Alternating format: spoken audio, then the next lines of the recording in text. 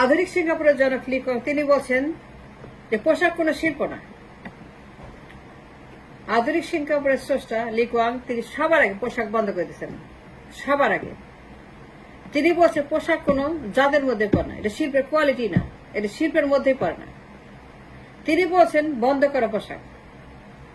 Singapore পোশাক দিয়ে এগোতে পারবে না, পোশাক কিছুই করতে পারবে না।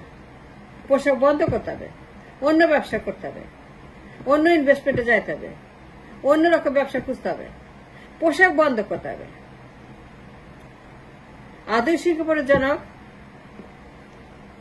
The master of the revolution Lee Kuan তিনি সবার আগে সিঙ্গাপুরের পোশাক ব্যবসা বন্ধ করে দিয়ে তিনি বলছেন যে এই ব্যবসায় কোনো মার্জিন নাই, কোনো প্রফিট নাই, কোনো ইনকাম নাই, কিছুই নাই, এর কোনো ব্যবসাই না। দুনিয়ার নিকৃষ্ট ব্যবসা পোশাক, সবচেয়ে খারাপ ব্যবসা পোশাক, সবচেয়ে দুর্গন্ধ ব্যবসা পোশাক, সবচেয়ে নষ্ট ব্যবসা পোশাক, সবচেয়ে লুজিং ব্যবসা পোশাক। তিনি বলছেন এই ব্যবসা আমি করব না, এই ব্যবসা আমার না, আমি সিঙ্গাপুরকে উন্নত করব, আমি আধুনিক সিঙ্গাপুর বানাবো। এবং আধুনিক সিঙ্গাপুর বানানোর জন্য সবার আগে আমাকে এই লুজিং ব্যবসা, এই পচা ব্যবসা পোশাক এটা বন্ধ করতে হবে। বন্ধ করে দাও পোশাক ব্যবসা। লি কোয়াং পোশাকের সমস্ত ফ্যাক্টরি, যত অর্ডার, যত ব্যবসা সব তিনি বাতিল করে দিচ্ছেন। তিনি বলছেন আমি পোশাক রাখবো না, আমি পোশাকের ব্যবসাই করবো না, অন্য ব্যবসা করব। তিনি অন্য ব্যবসা করছেন, অনেক রকমের ব্যবসা তিনি শুরু করছেন। লি কোয়াং সবার আগে পোশাক বন্ধ করে অন্য ব্যবসায় হাত দিচ্ছেন, যেখানে ডলার আছে, যেখানে প্রফিট আছে, যেখানে এক্সপোর্ট আছে, যেখানে লাভ আছে, যেখানে টাকা আছে, যেখানে বেতন আছে, জীবন আছে, জীবিকা আছে, সম্মান আছে, ইজ্জত আছে, যেখানে উন্নতি আছে, যেখানে উন্নতি আছে। আধুনিক সিঙ্গাপুর বানানোর জন্য তার যা দরকার, যা দরকার তিনি তাই করছেন। তিনি এমন ব্যবসা করছেন যেখানে ডলার আছে, যেখানে লাভ আছে। যেসব শিল্প তিনি করেছেন, যে সমস্ত ট্রেড তিনি করেছেন, কারখানা বানিয়েছেন, ব্যবসা করেছেন, ইনভেস্টমেন্ট করেছেন, তিনি যেগুলো করেছেন, যেসব কাজে হাত দিয়েছেন, তিনি যাদের সঙ্গে কাজ করেছেন, ইন্ডাস্ট্রিজ, ম্যানুফ্যাকচারিং, যত রকম ব্যবসা করেছেন,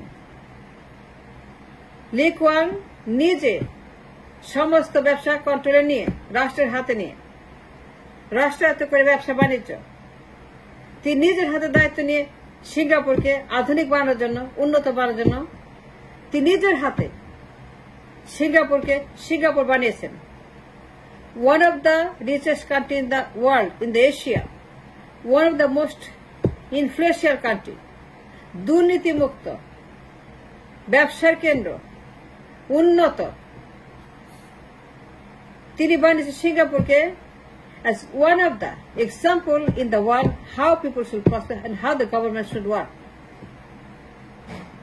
A government should function like a government, not like a dorji, not like a poshak, not like a khorifa, not like a underwear বানানোর মতো একটা শিল্প।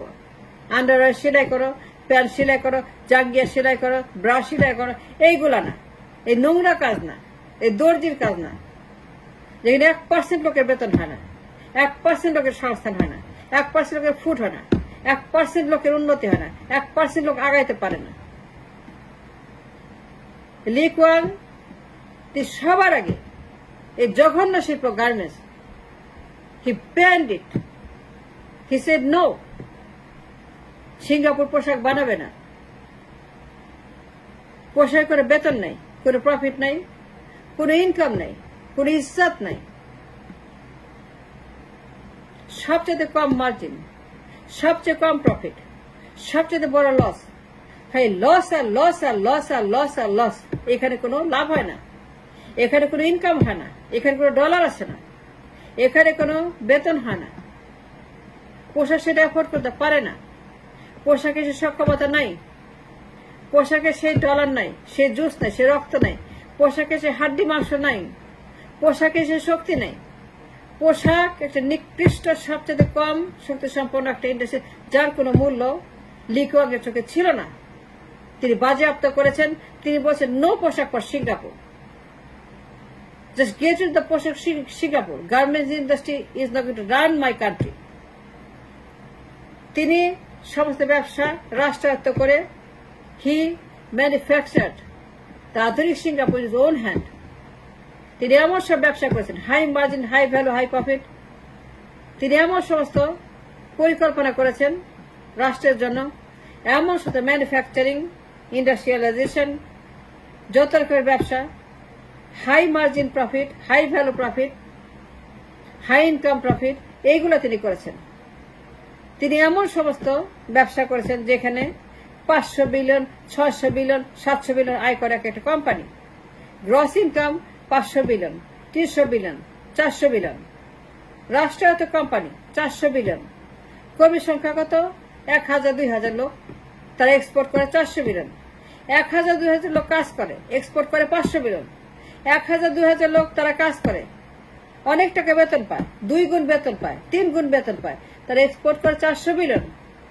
2000 লোক, 5000 লোক কাজ করে, বেতন পায় 3 গুণ, দুর্নীতি মুক্ত, ভেজাল মুক্ত, ঝামেলা মুক্ত, সমস্যা মুক্ত। তারা এক্সপোর্ট করে 500 বিলিয়ন। কর্মী সংখ্যা মাত্র 2000-3000, 5000। তারা এক্সপোর্ট করে হাই ভ্যালু প্রোডাক্ট। তাদের গ্রস মার্জিন হাই, তাদের নেট মার্জিন হাই, তাদের গ্রস ভ্যালু হাই, তাদের নেট ভ্যালু হাই। 500 বিলিয়ন, 600 ইজি এক্সপোর্ট। লি কুয়াং বলছেন পোশাক দিয়ে কেউ কোনোদিন উন্নতি করতে পারে না, আগাইতে পারে না। 1% লোকেরও কর্মসংস্থান হবে না। সিঙ্গাপুর আমাদের মতো ছিল, আমাদের মতো গরিব ছিল, war stricken, poverty stricken, crisis stricken, সারাক্ষণ অভাব, সারাক্ষণ গোলমাল, সারাক্ষণ অভাব, সারাক্ষণ সেখানে আমাদের মতোই ক্রাইসিস। কিন্তু লি Kwong, when he came, after he came, he took over all the responsibility for the nation, for the state, and then he started a আধুনিক সিঙ্গাপুর প্রজেক্ট। তিনি বলেছেন যে last thing related with the পোশাক, এখানে কোনো টেকাই নেই।